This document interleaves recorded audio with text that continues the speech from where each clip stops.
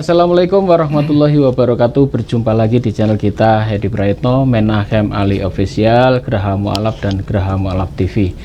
Seperti biasa, setiap minggu kita menjumpai pemirsa sekalian, dan di ujung bulan Ramadan ini kita masih akan membahas bab yang perlu kita bahas. Dan malam hari ini saya akan masih ditemani oleh Ustadz Menahem Ali. Assalamualaikum Ustadz. Waalaikumsalam warahmatullahi wabarakatuh. Ini kita menghadapi penghujung bulan Ramadan. Jadi untuk teman-teman yang sebentar lagi akan mengadakan mudik, kami doakan selamat sampai tujuan, pulang pergi tidak ada halangan dan apapun di jalan ya. Kemudian kemarin dari Yayasan Pembina Mu'alaf juga sudah membagikan bingkisan, terutama kepada para mu'alaf dan juga yang membutuhkan, dan kami juga mengucapkan beribu-ribu terima kasih dukungan dari BHS Tech, karena kami kemarin didukung sejumlah 1000 sarung ya, dan alhamdulillah semua sudah kami distribusikan dan disebar di beberapa cabang di Jawa Timur gitu Ustadz ya. Dan pada malam hari ini kita akan membahas sebuah topik yang menarik, yaitu apakah ada hubungan antara kitab Taurat yang terdahulu yang dibawa oleh Nabi Musa dengan kitab Al-Quran yang dibawa oleh Nabi Muhammad SAW. Apakah kedua kitab ini ada hubungan ataukah tidak? Ya, bahkan beberapa apologet Kristen pun sering mengatakan bahwasanya Al-Quran ini meniru atau menjiplak dari kitab-kitab sebelumnya. Apakah ini tuduhan ini benar? Malam hari ini kita akan bertanya kepada Ustadz Menahem Ali. Silakan Ustadz. Baik, terima kasih Pak Edi. Tema yang sedang kita bicarakan malam ini berbicara soal tema sentralnya, yakni mengenai kitab suci dalam konteks tradisi Semitik. Kalau saya sebut konteks tradisi Semitik, berarti ini berbicara mengenai kultur atau budaya Timur Tengah. Nah, kalau kita bicara mengenai kultur atau budaya Timur Tengah, berarti pemahaman kita selalu merujuk pada 3 agama besar. Dan 3 agama besar ini yang paling sentral adalah Yahudi dan Islam. Meskipun tradisi Kristen bagian dari itu, tapi kita akan mencoba membahas pada malam hari ini keterkaitan antara kultur Yahudi dan kultur Islam dalam konteks Timur Tengah. Nah, khususnya kalau kita bicara mengenai kitab suci, yakni kitab suci Taurat dan kitab suci Al-Quran, memang keduanya itu ada hubungan, baik hubungan kesejarahan ataupun dalam konteks hubungan teologisnya. Kalau saya sebut dalam konteks kesejarahan, berarti ini kalau kita bicara dalam aspek historis. Sedangkan kalau kita bicara dalam konteks pesan pewahyuan, itu berarti maknanya dalam konteks teologis. Jadi antara historis dan teologis itu memang keduanya harus dibahas dalam kajian kita malam hari ini. Nah, pertanyaan Pak Edi tadi, apakah betul bahwa Al-Quran dengan kitab Taurat itu memang ada relasi atau ada hubungan? Saya jawab iya. Pertama, yang harus kita menjadi acuan kita, Al-Quranul Karim, salah satu ayatnya menyebutkan, kalau dibacakan dalam konteks qiraah sab'ah, salah satunya adalah Bismillahirrahmanirrahim, hal ateka hadithu Musa. Biasa yang kita dengar dan selalu Pak Edi dengar juga, hal ataka hadithu Musa. Itu yang biasa kita baca menurut qiraah Hafiz. Tapi ada juga salah satu qiraah lain menyebut dengan bacaan hal ateka hadithu Musa. Musa dengan Musa itu adalah versi pelafalan bahasa Arab yang direkomendasi oleh Rasul Muhammad SAW. Sedangkan Musa dan Muse ini tokohnya satu dalam bahasa Arab dialek yang berbeda. Sedangkan dalam bahasa Ibrani beliau disebut dengan nama Moshe. Jadi kalau disebut Moshe bahasa Ibrani atau Muse dalam bahasa Arab, ini tokohnya satu, Sama. bukan tokoh yang berbeda. Ya. Itulah sebabnya dalam tradisi Yahudi, kitab suci yang diterima oleh Musa atau Moshe atau Mose itu disebut dengan nama Hamikra. Hamikra. Pak Edi baru dengar kan istilah ini. Hamikra itu nama lain dari Torah. Oh, Hamikra. Jadi kalau orang Yahudi menyebut kitab suci Torah, itu mereka menyebutnya dengan istilah Hamikra. Dan kita tahu kitab suci Yahudi itu kan oleh saudara kita kaum Kristiani disebut Perjanjian Lama, kitab suci Perjanjian Lama. Dan itu terdiri atas 3 klasifikasi yang disebut dengan istilah Torah, Nevi'im, Ketuvim. Nah, ini yang saya bawa, itu adalah kitab suci umat Kristiani bagian Perjanjian Lama. Dan kitab Perjanjian Lama oleh tradisi Yahudi dikenal dengan sebutan Tanakh. Itulah sebabnya diringkas menjadi Torah, Nevi'im, Ketuvim. Maksudnya kitab Taurat, kitab para nabi, dan tulisan-tulisan suci. Nah, itulah sebabnya orang Yahudi sangat tidak berkenan bila kitab sucinya disebut kitab suci Perjanjian Lama. Karena ada Perjanjian Baru. Nah, itulah sebabnya kalau ada kitab Perjanjian Lama berarti ada kitab Perjanjian Baru. Itulah sebabnya kitab suci Perjanjian Lama dianggap tidak berlaku lagi. Nah, orang Yahudi tidak menerima itu dan tidak berkenan disebut dengan sebutan itu. Mereka hanya akrab dengan sebutan Torah, Nevi'im, Ketuvim, atau disebut dengan istilah Tanakh. Atau dalam bahasa Inggris mereka menyebut dengan istilah The Hebrew Bible atau The Holy Scriptures, bukan The Old Testament. Kalau disebut The Old Testament, kitab suci Perjanjian Lama, itu istilah yang dipakai oleh saudara kita kaum Kristiani menyebut kitab orang-orang Yahudi. Nah, tadi sudah saya sebutkan, jadi kalau disebut kitab Torah, itu adalah nama lain dari Hamikra. Itu bahasa Ibraninya, Hamikra. Dari kata kere. Kere, bahasa Arabnya sama dengan Qara'a. Qara'a, membaca, bahasa Arabnya. Kere, bahasa Ibraninya.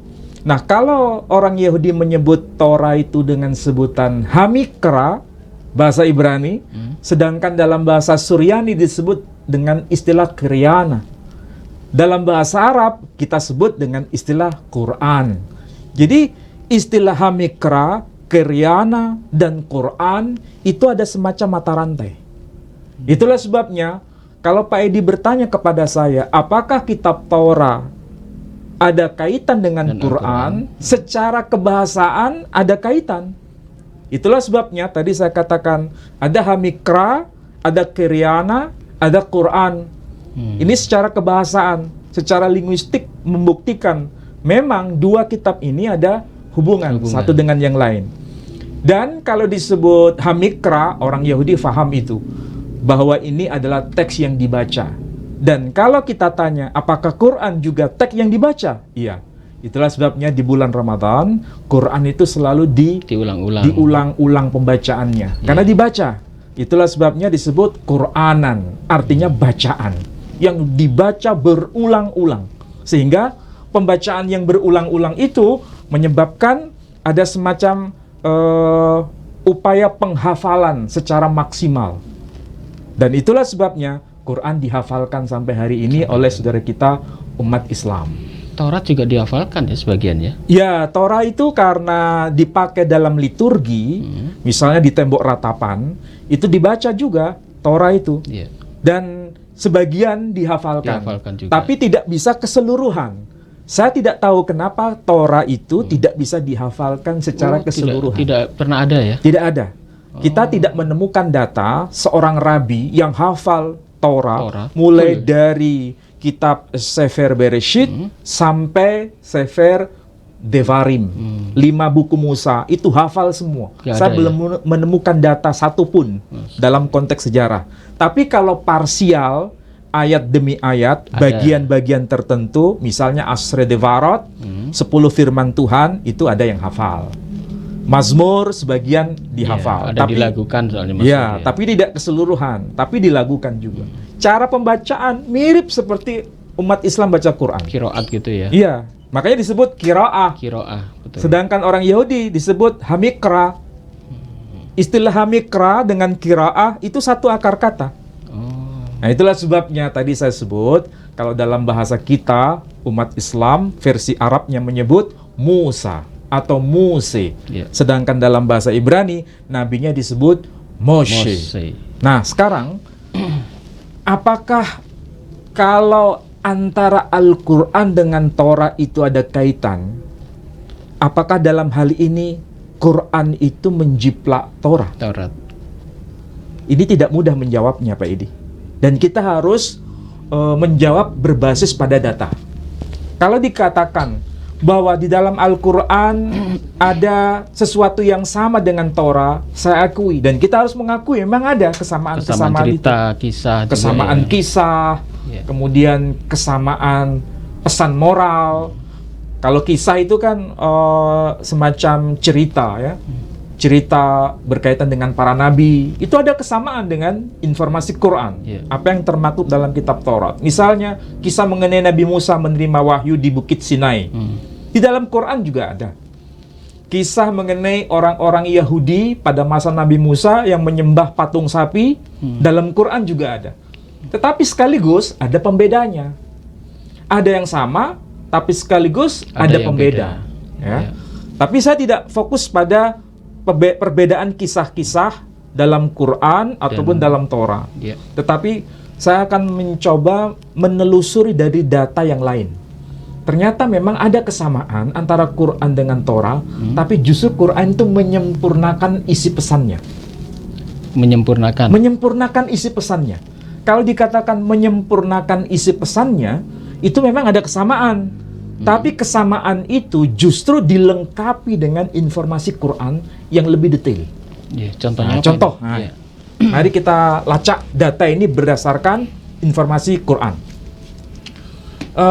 Kita tahu di dalam Al-Quran misalnya kita ambil contoh surah Al-Baqarah, Pak Edi.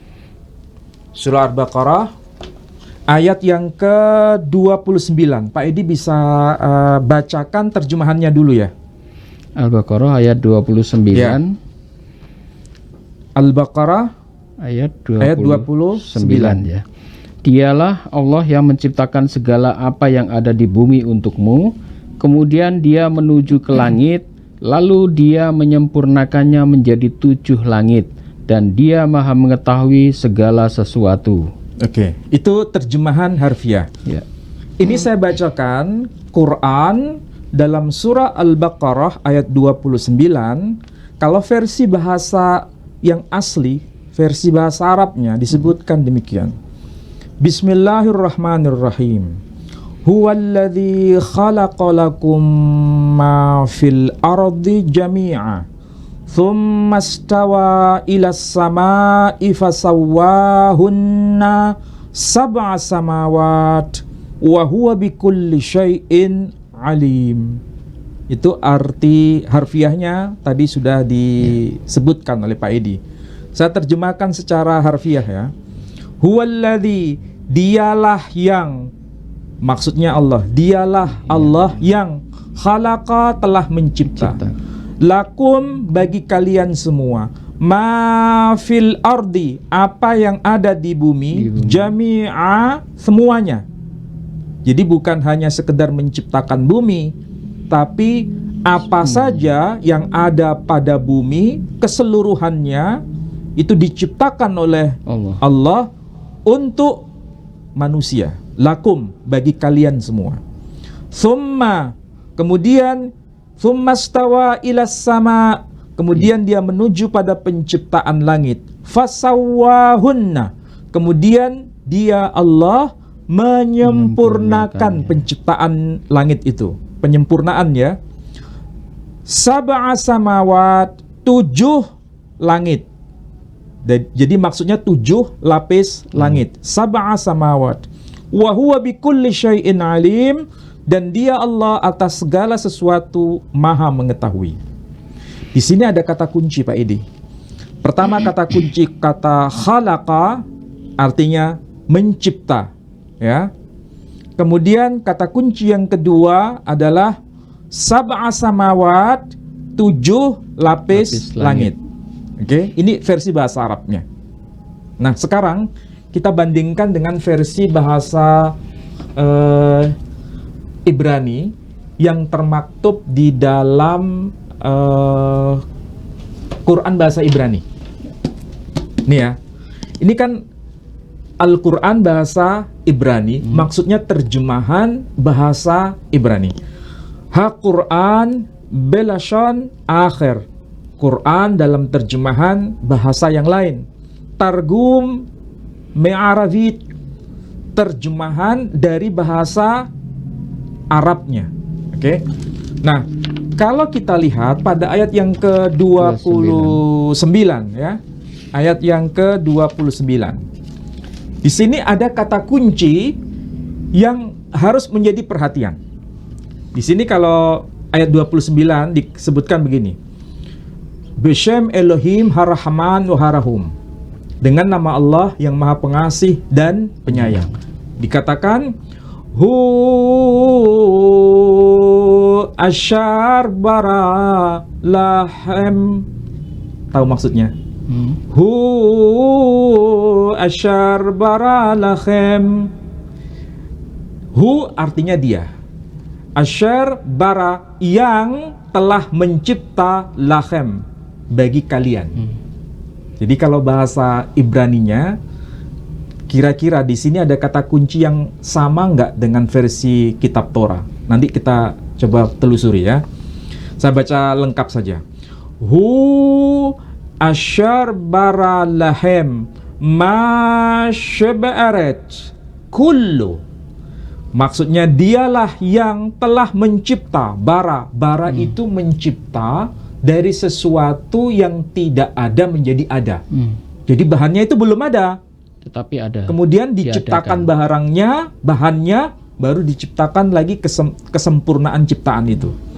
Jadi kalau bahasa Latinnya sama dengan creatio ex nihilo, diciptakan dari ketiadaan. Itu arti bara. Ini sebanding dengan kata khalaqah dalam bahasa Arab. Hu asyar bara lahem ma syaba'arat kullu wa khat kahfana el hasyamayim wa atsbam syaba'. Arti harfiahnya ahar kahfana, kemudian dia menuju pada penciptaan el hasyamayim, penciptaan langit-langit. Wa'itsbam, kemudian Tuhan menyempurnakannya. Syab'a raqiim. Syab'a itu arti harfiahnya 7. Sama dengan bahasa Arabnya sab'a. Oh ya, 7. Oke. Jadi di sini maksudnya Tuhan menciptakan bumi dan apapun yang ada padanya, khullo, kesemuanya. Kemudian menciptakan hasyamayim wa ajwam, dan sekaligus menciptakan langit-langit dan menyempurnakannya. Syab'a, ada 7. 7 apa? Raqiim, 7 lapis langit. Nah, sekarang perhatikan di sini kalau disebut kata sab'a, ada kata sab'a. Bahasa Ibrani juga sama, sab'a, artinya 7. 7 lapis langit. Kalau di dalam kitab Torah, ada nggak informasi kayak begitu? Bahwa Tuhan itu menciptakan langit dan bumi? Oh iya. Jawabannya iya, ada. Ya. Di mana? Kitab Kejadian itu ya. Kitab Kejadian. Nah, kita lihat ya, kitab Kejadian di sini. Nah, perhatikan di sini. Ini ada kata-kata Bereshit bara Elohim et hasyamayim wa et haaret. Bereshit pada mulanya. Bara telah mencipta. Nah, sama dengan bahasa Quran tadi, yang versi bahasa Ibrani. Bara Elohim, Allah telah mencipta. Et hasyamayim, langit-langit. Wa et haaret, dan juga bumi. Pertanyaannya, Tuhan menciptakan langit dan bumi. Berapa jumlah langit di sini? Banyak, bukan satu. Shemayim itu artinya langit-langit. Oh, langit-langit. Bukan satu. Kalau bumi satu, Iya. Haaretz satu bumi. Sedangkan langit di sini hasyamayim, langit-langit. Jamak banyak. Jamak. Tapi banyaknya itu berapa? Nggak ada rincian kan di sini. Nggak ada. Jadi Taurat itu hanya menyebutkan langit itu jumlahnya banyak. Tapi banyaknya itu berapa? Nggak ada rincian. Quran justru memberikan informasi detail. Berapa itu? 7 Sab'a samawat, 7 lapis langit.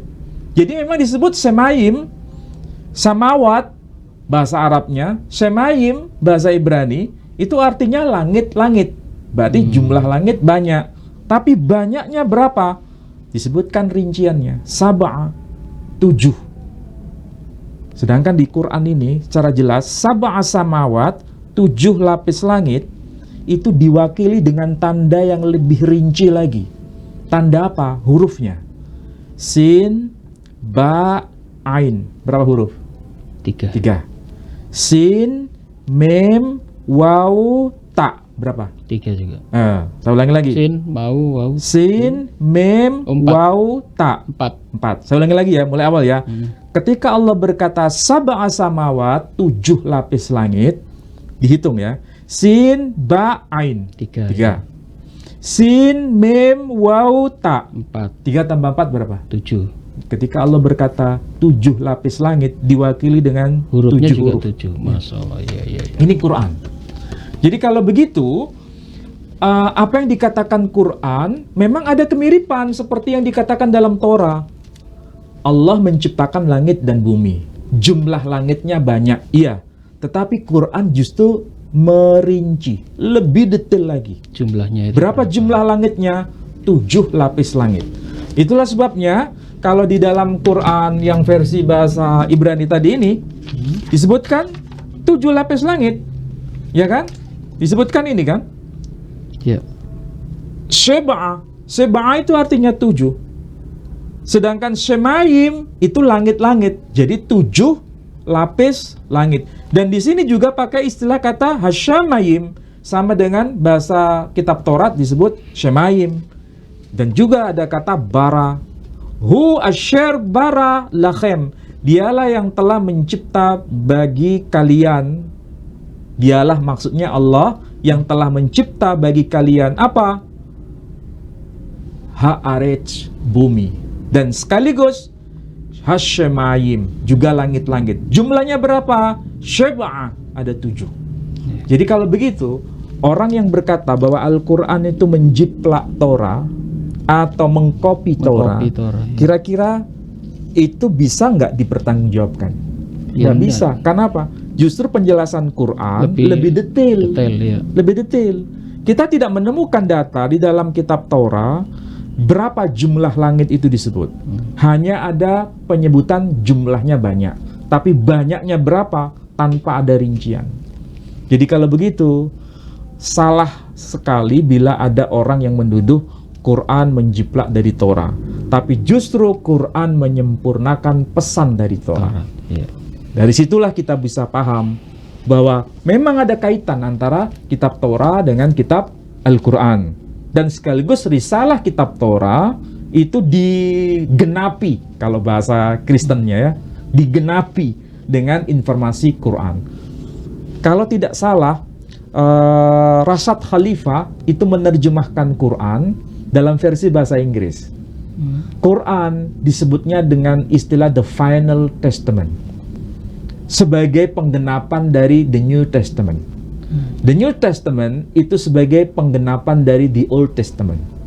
Jadi kalau perjanjian lama disebut The Old Testament, kitab perjanjian baru disebut dengan The New Testament, Quran disebut dengan istilah The Final Testament. Apa itu The Final Testament? Final terakhir, kitab ya? suci perjanjian terakhir. Nah, itu menarik, istilah yang dipakai oleh Dr. Rashad Khalifah. Dan itu bisa dibaca dalam karyanya The Final Testament, The Quran, The Final Testament. Jadi kalau pakai istilah Testament, ya tradisi Islam juga mengenal istilah itu dari versi bahasa Inggrisnya. Ya, itu 7 lapis langit yang ada di dalam Al-Quran itu sekarang kan sudah mulai banyak diotak-atik oleh ahli-ahli astronomi, diteliti. Dan ternyata memang di alam semesta ini memang katanya sih ya, katanya memang ada terdiri dari 7 lapis itu di dalam cakrawala yang maha luas ini. Ya, para ahli yang sampai kepada kita penelitiannya itu baru dalam konteks penelitian alam semesta yang tanpa batas. Tanpa batas ya. Mereka hanya bisa sampai pada konteks galaksi. Galaksi, betul. Jadi galaksi itulah yang kemudian ditafsirkan sebagai satuan langit. Satu lapis. Satu lapis langit. Belum yang lainnya. Belum sampai pada lapisan langit yang kedua, berikutnya. ketiga, keempat. Iya. Itulah sebabnya Nabi pernah mengatakan dalam salah satu hadisnya, cuma kalau saya terjemahkan begini, alam semesta ini ibaratnya satu keping cincin yang dilempar di padang pasir. Bayangkan ya, Nabi mengatakan alam semesta ini ibaratnya seperti cincin. Berarti ini memang maha luas. Maha luas. Dan kenapa disebut cincin? Ini kan seperti bentuknya yang melingkar. Gitu ya, betul ya. Dan memang betul. Kalau kita lihat dalam semesta ini, itu kan bentuknya seperti cincin-cincin yang satu dengan yang lain saling terhubung. Ada cincin yang kecil dilingkupi dengan cincin yang lebih besar, dilingkupi matahari dengan cincin yang lebih besar lagi, terus begitu. Perputaran matahari juga. Iya. Dan Nabi mengibaratkan dengan sebuah cincin yang dilempar di atas pasir dan kemudian lenyap, tak terhingga. Ini nggak mungkin kalau dia bisa berkata begitu, kalau dia belum pernah sampai ke atas alam yang tak terjangkau itu. Makanya dia berkata demikian, sehingga dia mengatakan begitu karena dia telah melihat hamparan semesta kayak begitu di tempat yang tertinggi.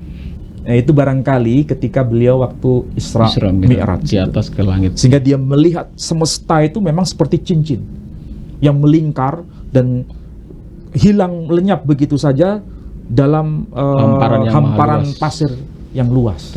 Kayak begitu. Baiklah saudara-saudaraku sekalian, menarik ya di sini bahwasanya memang tadi sudah disebutkan bahwa memang ada hubungan antara kitab Taurat yang difirmankan Allah kepada Nabi Musa dengan kitab Al-Quran ya, dimana sering apologet di sana sering menuduh bahwa Al-Quran ini hanya menjiplak dari kitab Taurat, karena kesamaan kisah-kisah di dalam Al-Quran juga ditemukan di dalam kitab Taurat dan termasuk dalam kitab Tanakh ya, kisah-kisah dalam Tanakh. Dan ternyata sekarang kita sudah mendapatkan sebuah jawaban, ternyata Al-Quran bukan hanya sama tetapi malah menyempurnakan. Karena apa yang disebut di dalam kitab Taurat yang tidak menyebut adanya 7 lapis langit, hanya menyebut langit-langit, tetapi di dalam Al-Quran akhirnya dijawab oleh Al-Quran bahwa langit itu terdiri dari 7 lapis. Dan sampai hari ini manusia masih kemampuannya untuk menyelidiki langit ini masih dalam satu lapis yang dalam satu galaksi saja ya, belum sampai ke lapis ke-7. Tapi insya Allah nanti dalam perkembangan teknologi yang lebih canggih lagi kemungkinan besok akan ditemukan ya insya Allah. Baiklah saudara-saudaraku sekalian, kami ingatkan sekali lagi, kami dari Yayasan Pembina Mu'alaf wa Tauhid dalam penghujung bulan Ramadan ini juga membagi-bagikan bingkisan kepada orang-orang yang kekurangan. Kami juga menyantuni para mu'alaf. Dan untuk Anda sekalian yang ingin membantu pergerakan kami, membantu perjuangan kami, silakan Anda berdonasi. Di sini sudah ada ya linknya. Silakan Anda berdonasi di Bank Syariah Indonesia. Yang mau transfer bisa ke nomor rekening 11188889971 atas nama Yayasan Pembina Mu'alaf Jawa Timur ya. Semoga apa yang Anda selama ini sumbang kepada kami, semoga Allah melipat gandakan pahala dan juga rezeki Anda. Terima kasih ya untuk semua sumbangan yang Anda berikan kepada kami. Semoga Allah Subhanahu wa taala melipat gandakan berlipat kali ganda. Mungkin ada closing, Ustaz, silakan. Kita harus mengetahui bahwa ajaran para nabi itu berasal dari sumber yang sama. Sumber yang sama. Itulah sebabnya kita memahami bahwa para nabi itu mengajarkan ajaran yang identik, tapi nama kitab sucinya berbeda. Nabi Musa mengajarkan kitab Torah, Nabi kita Muhammad SAW mengajarkan Al-Quran. Dan nama kitab Torah disebut Hamikra, dan itu maksudnya sama dengan Quran, sesuatu yang dibaca. Informasi yang termaktub di dalam Al-Quran itu menggenapi, menyempurnakan apa yang tertulis di dalam kitab Torah. Kalau dikatakan kitab Torah merupakan pengantar sebelum turunnya Quran, maka Quran menyempurnakan itu, bahkan penyempurnaannya sampai pada hal yang paling detail. Quran mengatakan sab'a samawat, 7 lapis langit, sedangkan kitab Torah hanya menyebutkan Shemayim, arti harfiahnya langit-langit, tanpa penyebutan detail berapa jumlahnya. Bahkan Quran menyebutkan sampai pada tanda dengan huruf-huruf yang tepat, yakni 7 huruf ketika Allah berkata sab'a samawat, 7 lapis langit. Ya. Demikian saudaraku sekalian pada penghujung acara ini, dan sekali lagi untuk saudara-saudaraku sekalian yang akan merayakan Hari Raya Idul Fitri besok, kami atas nama Yayasan Pembina Mu'allafah Tauhid mengucapkan minal aidin wal faidin, mohon maaf lahir dan batin, dan sekaligus mengucapkan selamat Hari Raya Idul Fitri. Semoga kita menjadi fitri di hadapan Allah, dan untuk yang lagi mudik, kita tidak bosan-bosannya mengingatkan sekali lagi, hati-hati di jalan. Semoga Anda semua sampai selamat di tujuan. Demikian, mohon maaf jika ada salah kata. Wabillahi taufiq wal hidayah. Wassalamualaikum warahmatullahi wabarakatuh. Waalaikumsalam warahmatullahi wabarakatuh.